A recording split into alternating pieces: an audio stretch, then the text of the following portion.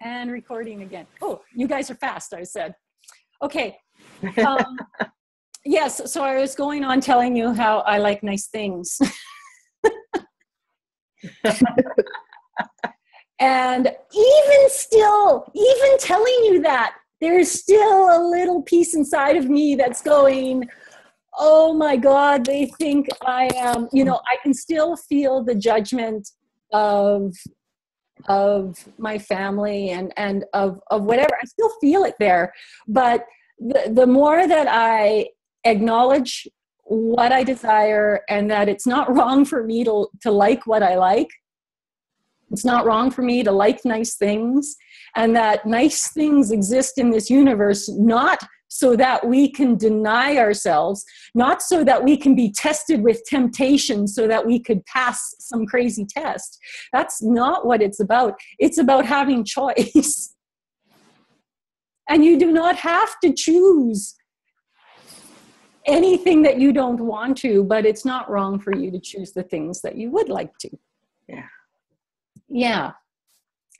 Yeah. And so going back again to what are those desires that you have shut away, kept secret, don't want to know about, because if you did, it might mess with some other people's worlds in your life. Mm-hmm. Yeah, or it might have to make you look at your life and what you're capable of completely differently. Oops. Yeah. Dang. Somehow I lost my picture here. Can you guys still hear me? Oh, there you guys are. Okay. Oh, it says...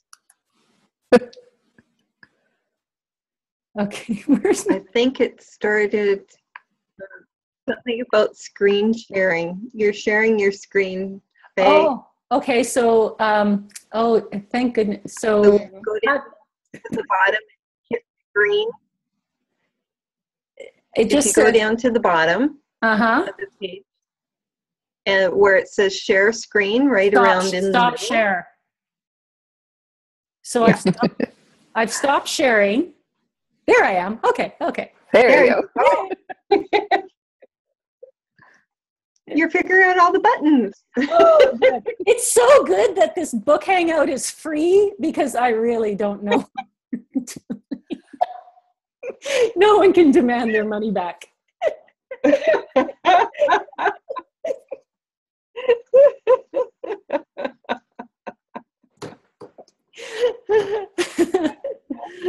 Oh my goodness. Oh, the fun. Okay. So, yeah, and everywhere you're thinking, I don't know what I want. I get that all the time too. I don't know what I want. And I say, bullshit. You do know. So everywhere you are hiding it or keeping it secret from you, will you let that go? Destroy and uncreate it. Release it. And allow yourself to admit that you know. Ooh. Ooh. And all of the danger that you think you are putting yourself in to know what you desire, and everywhere you've made desire dangerous, will you destroy and uncreate all that? We'll do a little bit of access consciousness clearing there. So for those of you who aren't familiar, access consciousness clearing is asking a question in a certain way and then saying, will you destroy and uncreate it? Then we say this crazy clearing statement that's good and bad, right and wrong, pod and pock, all nine shorts, boys and bonds, which blasts it out of existence. So yeah, so everywhere that you are thinking it is dangerous to have desires or to entertain your desires, or that entertaining your desires would be dangerous for you, would you destroy and uncreate all of that? Ooh, right, wrong, good, bad, pod, poc, all nine, shorts, boys, and beyonds. Whew. Yeah. Yeah. Whew. I feel so much tension around that. So what is that?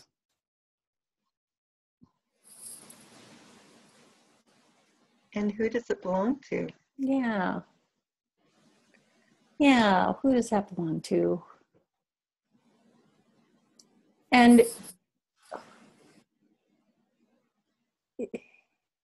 is it yours? Yeah, and just release it. There we go. So I had made a note here to read one section of one paragraph in the book. And since I'm looking at it, I'm going to read it. I have no idea what it is. I don't remember. But I'm guessing it's going to just make sense. And then we're going to talk about that. Okay. So,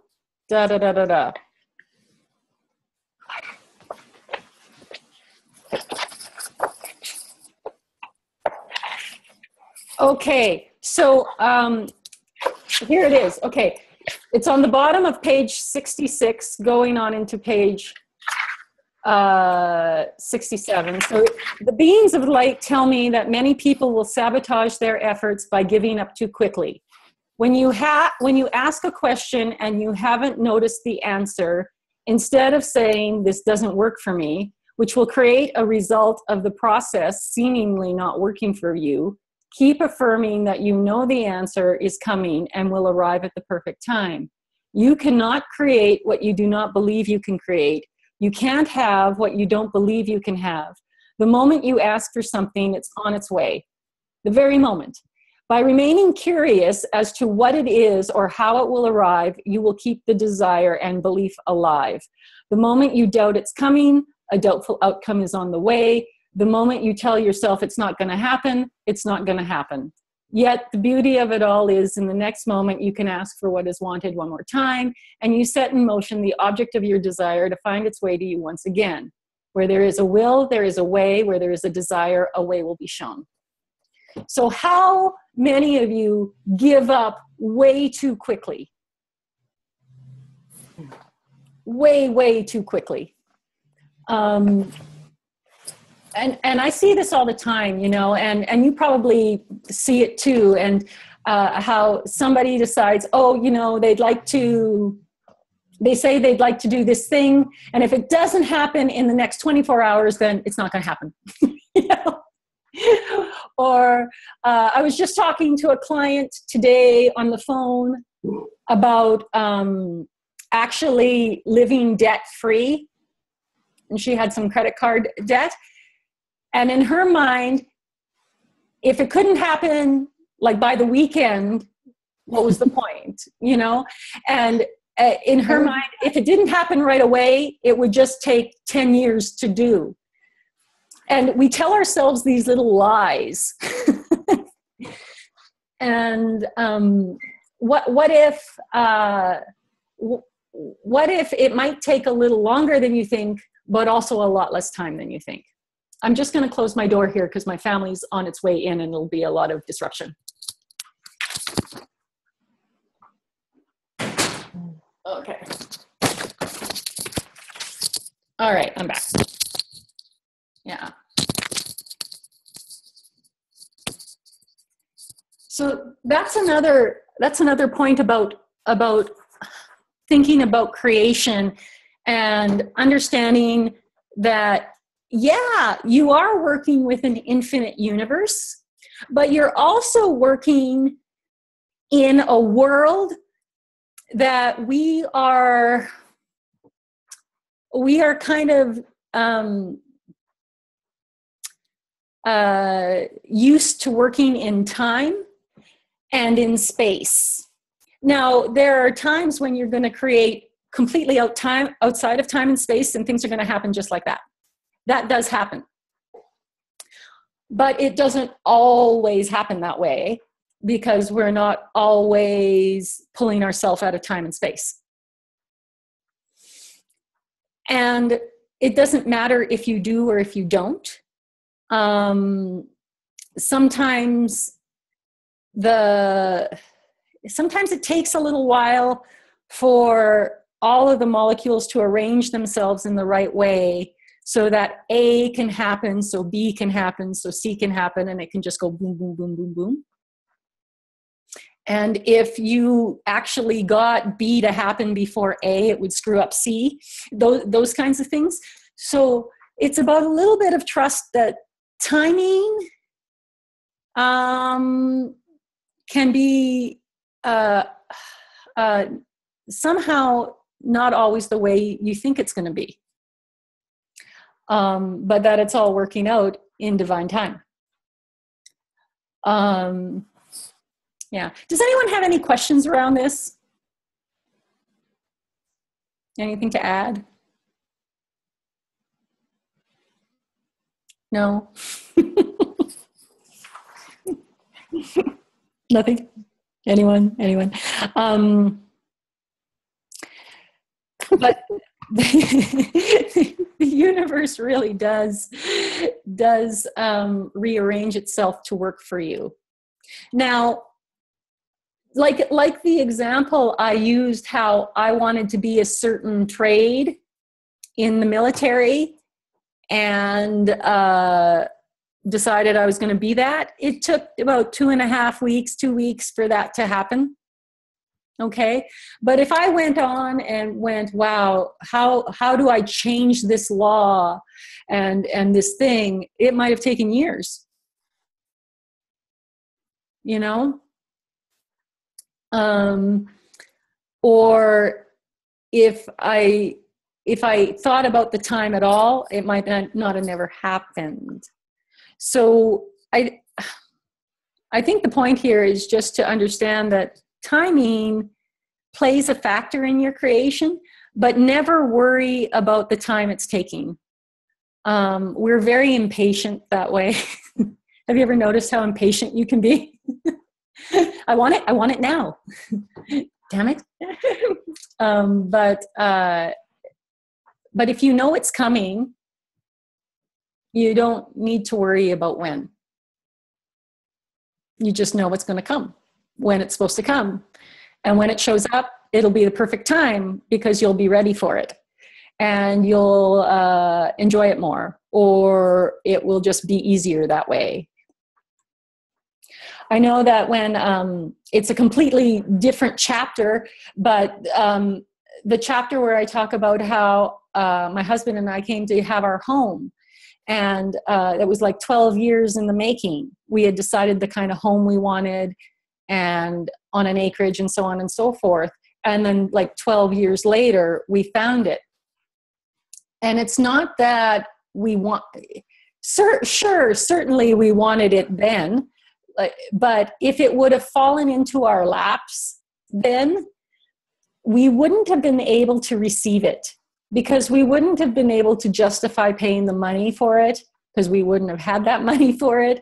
It wouldn't have been an easy transition, because city living was actually more beneficial to us than country living at that time, you know. And so you put out to the universe what you'd like, and then it waits for the moment for you to have it. And sometimes that can take years, but it's worth it when that time comes up, because it'll be the time when you're really going to enjoy it. Yeah. And so maybe there's something in your life that you know is going to happen, that you're aware that you've already created. And instead of going into the thought that, oh, it's never going to happen, which could cancel it out, it's more of, wow, I wonder when that's going to happen. You know, I wonder. And then leave it. Maybe you know that someday I know I am going to go to Paris and Italy. And I don't know. I haven't chosen yet when, but I know that when I go, it's going to be great. and that there's no sense forcing the issue because it won't be as great. Yeah, that dog knows what I'm talking about.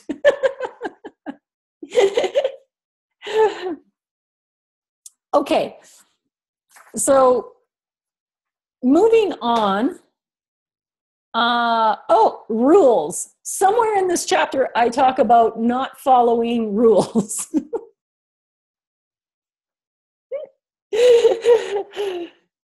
And again, if you guys have any questions at all about anything, shout them out. Shout it out. One of my favorite things is to disobey rules. I'm like I love that. which is really quite funny when I look at like my younger life. When I was going to school and stuff, I followed every rule. I was like the model student. But there is this other part of me that has a knowing of what rules you can get away with being broken and what rules don't really matter. And I find that now I just don't break rules just to say, hey, look, I can break a rule. You always have got my awareness going. You know, I know that I'm breaking a rule, and I know that if I got caught or by the right people, that there could be consequences to it. So I also know when to do it and when not to. I've always got my awareness full on and knowing what I can get away with, right? And for example, when I go on a road trip, I don't think I very rarely do the speed limit. Okay? Like, I'm a fast driver. And it's like I put out my awareness to go, okay, what's going to happen here? This is my intent. My intent is to get to point A to point B going this fast. And if I can see myself at the end of the journey, happy, getting out of the car without any sort of, issue or upset, I know that I can just go. It's like I visualize the future to see if it'll work, But if I notice that it's not a pleasant sort of ending, it's like, oh, I might really need to watch my speed here, or I might end up getting a ticket, or I might really need to pay attention because there might be an accident along the way or something, whatever it is. So use your awareness and know that rules really, they're guidelines. they're made for people to follow, all the sheeple to follow. But what do you know that will create more for you and for everyone else? And where can you use your awareness no longer to be held back by some crazy rule that doesn't make sense to you? Okay. That's so true. Mm-hmm. I know that I've had people say to me, well, because I was in the military for so long, which is like basically a whole structure based on rules, I knew which ones to follow. Like, for example, work would start at 8 a.m. And if it was 8:01, you were late. AWOL. I mean, and depending on the different, like if you were ever on a course in training, that was it. You would be charged with AWOL. which is not pleasant. So I knew never be late. I didn't break that one. But there were other things in the military that I just didn't pay attention to. And I would have people say to me, you know, you act like the rules don't even apply to you. And I'd be like, so? So what? and I would always, it was always to my advantage. You see, that's why it annoyed people, is because I seemed to get away with things, or were able to create things that they couldn't create when they stayed stuck in the lines and followed all the rules. And I began to realize that there was actually a lot of leeway and a lot of loopholes that you could jump through just by asking a few questions and talking to the right people. And I'm wondering where you've locked yourself into by a structure of rules that really isn't binding if you don't pay attention to it. If you don't make it an authority or something that can't be bypassed. So there you have that. I think too, sometimes we kind of resist rules, and at the same time kind of can make ourselves wrong for not following the rules. Yeah. And we can kind of end up in this sort of thing that just goes back and forth. Mm-hmm. Yeah, I'm not saying break all the rules, that all rules are wrong. I'm just saying you got to ask yourself, are they relevant? Mm-hmm. You know, are they relevant? And use your awareness. I'm just trying to think of another example here. When I was, and people will make rules without there actually being any rule. You know, people will create ways to stop themselves without, because they just do what they see everybody else doing. Mm-hmm.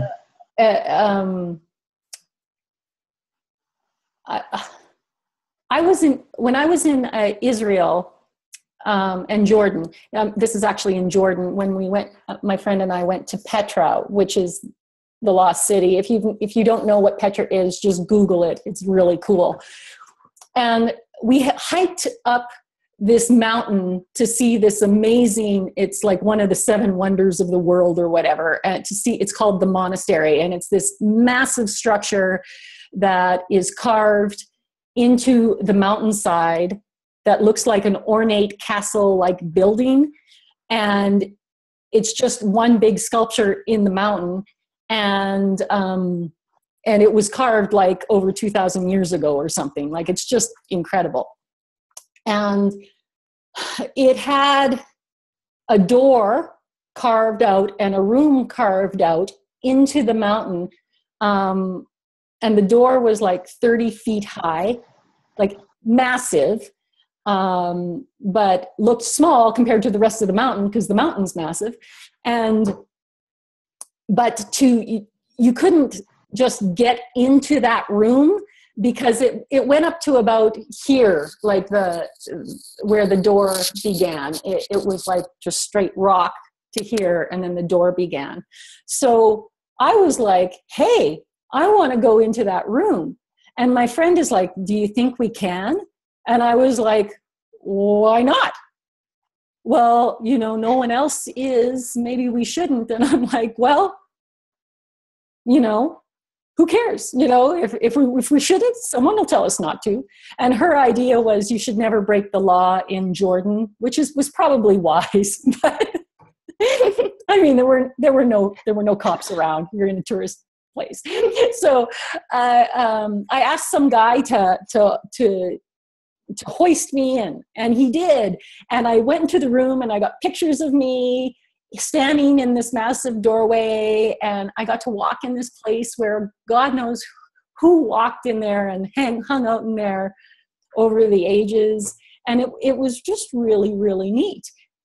And I loved it. And actually, my favorite picture of the whole trip is me standing in that doorway, that moment that I broke that rule that nobody seemed to want to, that barrier that no one seemed to want to break because no one was doing it. So I got out of there, and what I noticed is that people just kept going in over and over and over. It's like I opened a door by saying, you could do this because somebody else did it. And you know, that's what we do is we, when we just decide to do something, it gives permission for everyone else to do it too. And that's the power of us. And I wasn't doing that so that I could, you know, allow the masses to enjoy the doorway. I was just doing it because I wanted to do it. And, but that's what will happen. And that's the power that you can be for others when you allow yourself to do that. Is you can open up doors that are seemingly closed, and they're not. So how many doors are seemingly closed to you because no one you know has never opened them or ever done what you thought you'd like to do but didn't think you could do because no one you know has ever done it? And, you know, what else is possible for us? What is it that you could ask for that you don't even know you can ask for? That's like one of my favorite questions ever. What is it that I could ask for that I don't even know I could ask for? I'll do that. I'll ask that question, and then something miraculous happens, or I get this big awareness, or I'll be in a session and it goes way farther or more magical than I thought it could. And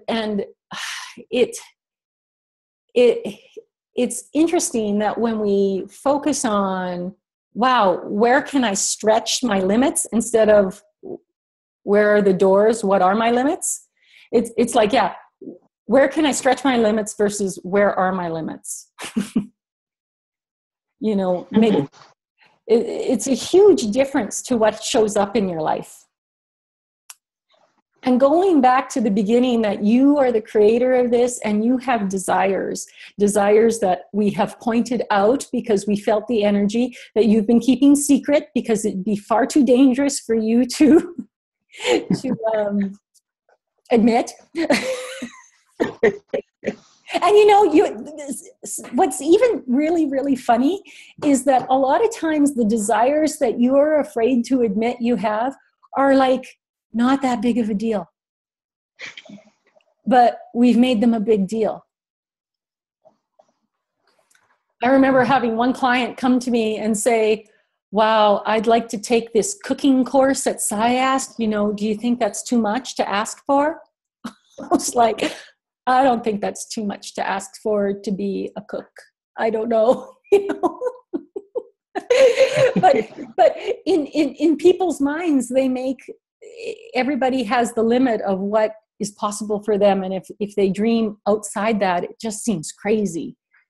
But is it really crazy? I mean, given what we've seen possible in this world, most of us probably even are even close to where we can reach, and which is exciting, which means we could do a lot more, or we have the capacity to have a lot more experience and fun and magic in our lives.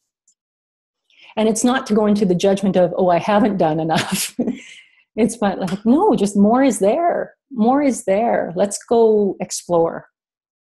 So if I were to play with a question like, what could I ask for that I don't even know I could ask for? Or what could I explore further that I don't even know is available territory to me? You know, what would it take for that territory to be just in my face with you know, just ease? And just by asking these questions tonight, we're already putting them into motion. So expect something. I'm telling you. I love that question. Yes. Yeah, I love that question, Faye. Oh, yeah. What is it I can ask for that I didn't even know I could ask for? Mm-hmm. Yeah. And what can I receive that I didn't even know I could receive? Mm-hmm. That's another good one. Mm-hmm. Yeah. Because we are living in this energy that has a lot of other people's rules, a lot of other people's thoughts in the energetic gunk that we walk through every day. And so we take it on and we just think that that's just the way it is. So how much of impossibility and that's just the way it is and there's limits here and there that really are just some stupid thought somebody put there once. Yeah. You know? Yeah. You know, if it's really as similar to the idea as if I took a stop sign and went and put it somewhere, everyone would stop. You know, why? Because there's a sign, you know? Yeah.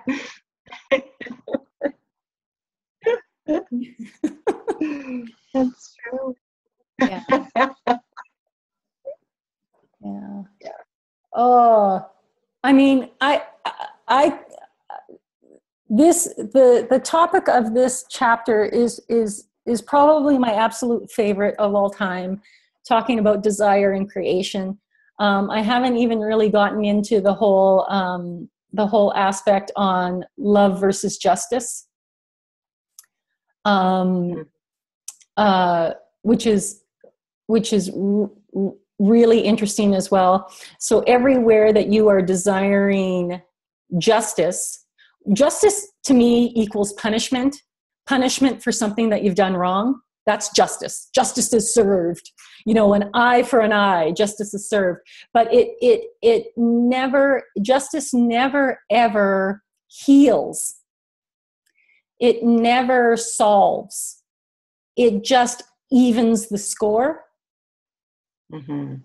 That's all justice ever does. So everywhere you are seeking justice to right the wrongs, to avenge the deaths, to, you know, and any revenge that you have to even the score throughout time, would you destroy and uncreate it all?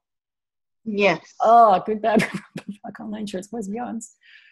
Ooh. Yeah, because that will never allow you to move on from it. It will just keep you recreating the wrongness so you can keep serving the justice. And so true forgiveness is you giving up needing to have justice and needing to have punishment. Mm-hmm. And going for what would create more here, what would actually be the solution to this not happening again, not how do we punish the fact that this has happened. Yeah. So everywhere in your life where you're still trying to punish yourself for all the things that you have done or not done, or to